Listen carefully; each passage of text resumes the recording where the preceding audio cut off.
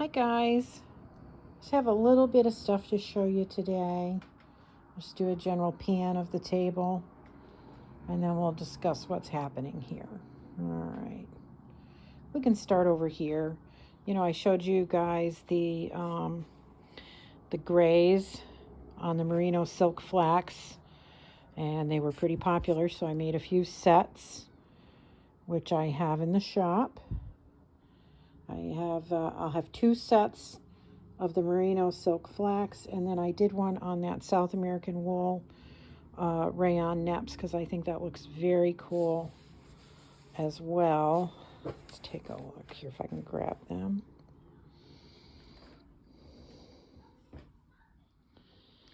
A semi-solid order drying. Maybe we'll talk about that tomorrow. I think this looks really cool. Pebble, rustic gray, carbon. All right, now this is just a plying set or a gradient set. It's Cordial. It's 2 ounces each of the darkness, nemesis, and dioptase. This would make great little monsters. 6 ounces, there's enough here to make a nice bigger cowl, hat, and mitts, a really cool pillow. I mean, you could do a lot with that, or a few monsters. This is a day's end. I was mixing dyes for a recipe and I put the wrong one in the cup with something that was already there. And so I set it aside, and what I did was, this is BFL and silk, 75% BFL, 25% silk. I arranged this so that it would be a mirrored gradient. It's 6 ounces. And as you can see, it's darker at the bottom. It gets lighter in the middle. It's subtle. So I would say medium dark to medium. But I think that would make the most beautiful 2-ply fingering weight or lace weight yarn. Or, even sport weight, and then a lacy shawl, right? 6 ounces will get you quite a far ways. So I thought that was really fun. Threadbender posted her gorgeous The Darkness yarn. She allowed me to share her post on my Insta feed, which I appreciate very much, and it was real popular. So I made a couple of ply sets.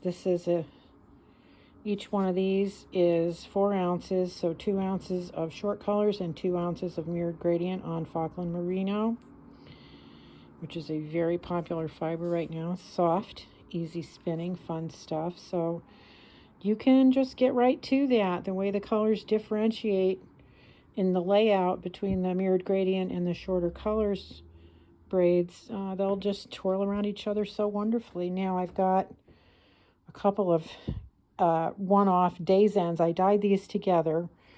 This one is 85% Polworth, 15% silk. That's a slightly short braid, 3.9 ounces. And then this one, that's right, Falkland Merino, and it's 5 ounces. So 5 ounces of beauty for that. A new blue semi-solid dyed on Polworth and BFL Swirl. And then this is my canary semi-solid dyed on BFL Swirl. How crazy is that? When I was spinning my tide pull yarn, I really love the effect you get with the over-dyed brown and natural stripes when you draft that out and let that twist. Just, it's so pretty. And I thought, see it on a high contrast color like that. So we have those, and then I did some extras on the 80% South American wool, 20% rayon nepps. The South American wool is like 23 to 25 microns. It's soft and fluffy. The rayon nepps, you can see they are a bit fluffy as well, so they do grip in really nicely when you're drafting. Frostberry, Nightberry, Frostberry, and then 2 Nancy's, a mirrored gradient and a shorter repeating colors. I also dyed a shorter repeating colors of Nancy on Corriedale for me to spin to make some crocheted monsters with, or perhaps a frog. Somebody made a really cool frog pattern that I want to try as well. But so these are all in the shop. And if you're not interested in buying, as always, I hope you just, as a fiber lover, enjoy looking at all the prettiness, because that's really the point of it all, right? It's just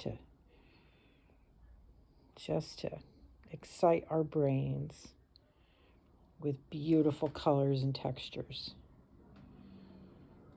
So much color and texture. Happy day.